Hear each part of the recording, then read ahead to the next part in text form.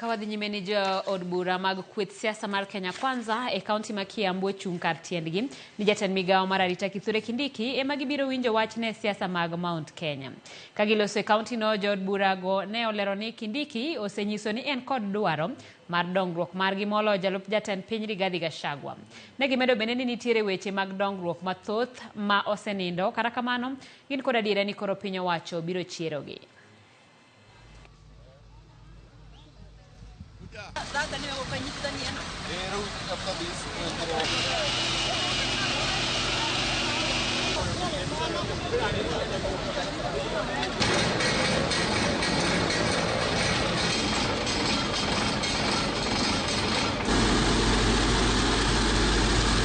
Tunajua tuko na viongozi wengi sana.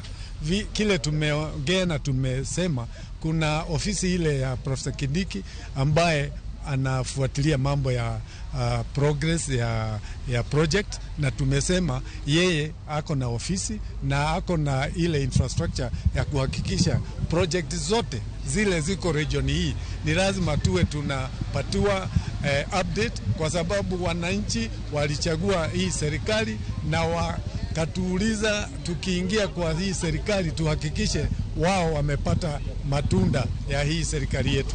Ministry yake inaitangwa Interior and National Coordination.